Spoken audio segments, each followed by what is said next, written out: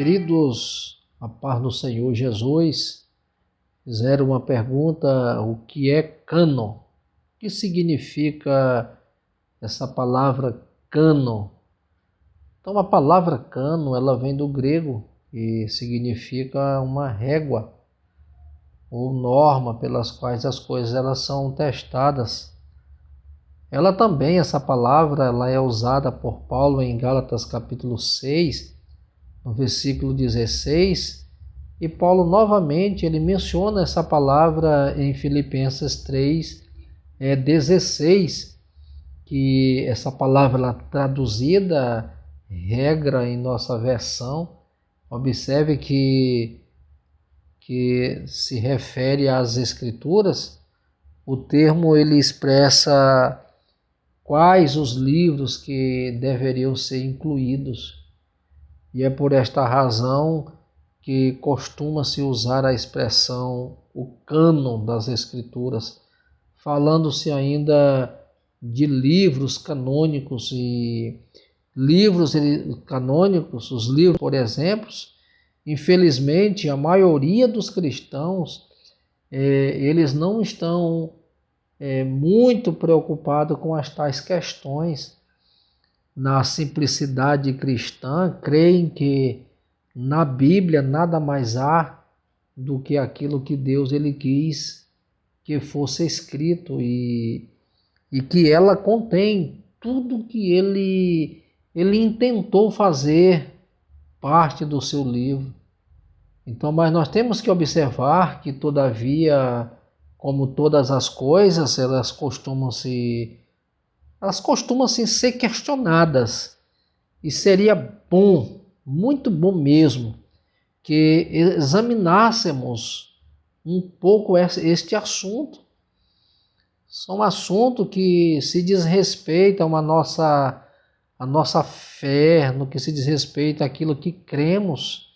Então, para começar, a Igreja de Roma ela teve a audácia de declarar que somente a igreja ela poderia decidir quais livros eram canônicos.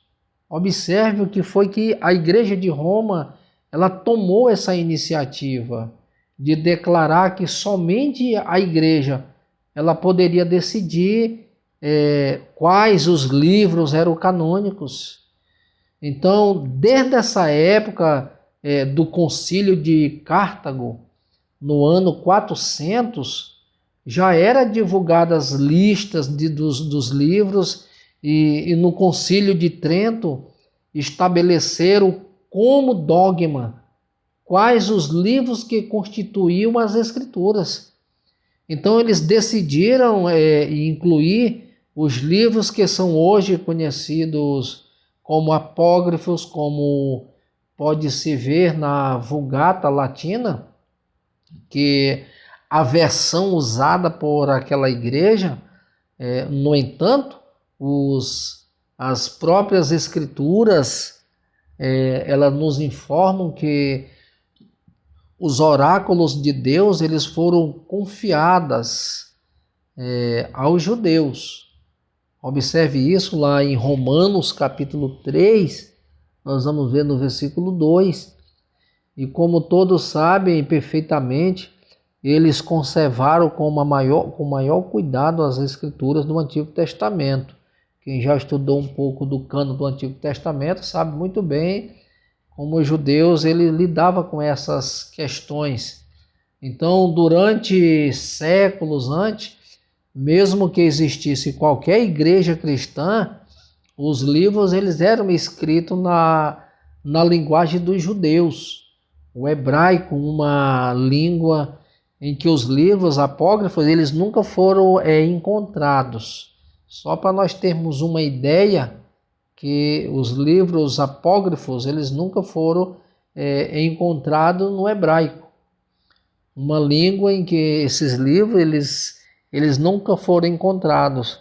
Então, eles foram escritos em gregos e foram acrescentados pela primeira vez na versão dos 70.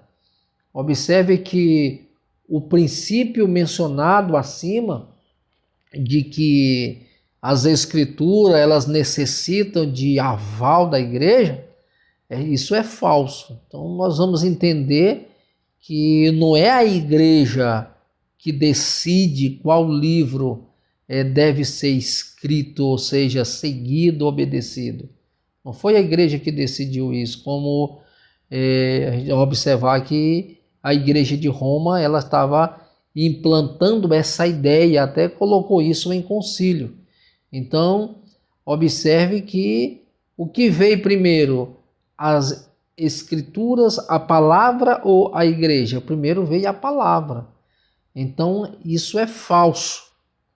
Com toda certeza, Deus ele poderia fazer uma revelação que não precisaria de maneira nenhuma da aprovação de um grupo de homens.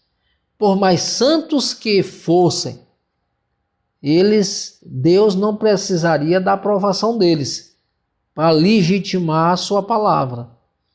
Observe uma coisa importante, mas a igreja de Roma, ela não era nem santa e nem universal. Observe que de modo que mesmo que tal princípio estivesse correto, aquela facção corrupta da igreja, ela seria a última a ser considerada como tanta autoridade para decidir isso. Então, jamais. Então, parte daquele grupo, né, tentar que não tinha nada a ver com santidade, e muito menos tinha autoridade para decidir tal coisa a respeito de uma palavra que está muito acima da capacidade humana. Observe que nós vamos ver que tem havido perigo também no Novo Testamento. Existem os manuscritos gregos apócrifos, parte dos quais eles eram lidos nas igrejas nos tempos primitivos. Mais tarde, muitos dos chamados pais da igreja, eles tiveram dúvidas acerca de algumas das epístolas. Até no tempo dos reformadores acontecia o mesmo. Por exemplo, Lutero ele falou de modo desrespeitoso da epístola aos Hebreus, Tiago, Judas e de Apocalipse, como se os colocasse separadas.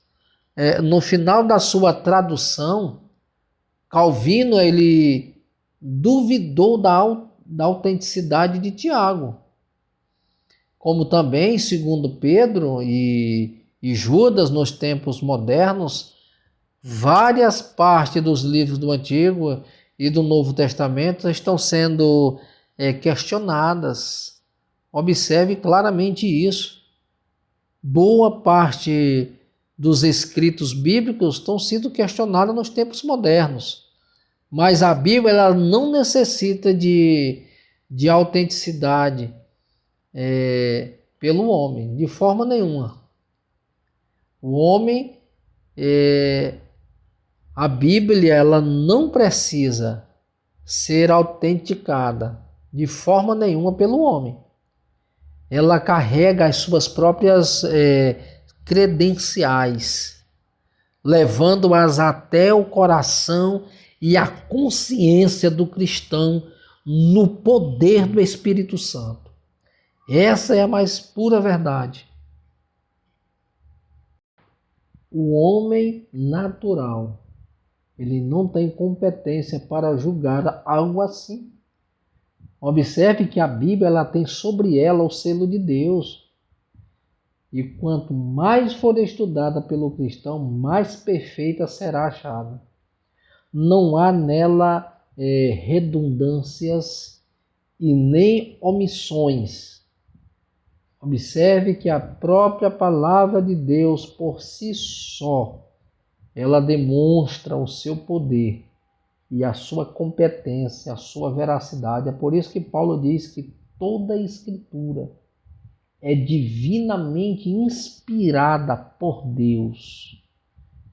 para corrigir, para instruir, para redarguir o homem em toda a justiça. Então, queridos, eu espero que eu tenha respondido a sua pergunta, a pessoa que me fez essa pergunta acerca do cânon das Escrituras. E espero que você tenha, que essa resposta ela possa ser convincente a você. Que Deus abençoe poderosamente e guarde o coração, guarde a palavra dele nos corações daqueles que realmente têm desejo de aprender a respeito da palavra de Deus. Que Deus abençoe poderosamente, em nome do Senhor Jesus. Você que ainda não é inscrito nesse canal, Ministério Luz do Mundo, se inscreva, compartilhe esta mensagem, deixe o seu like, o seu joinha, o seu gostei, para que outras pessoas elas possam ser beneficiadas com aquilo que você está curtindo, assistindo e compartilhando. Que Deus abençoe. Em nome do Senhor Jesus Cristo.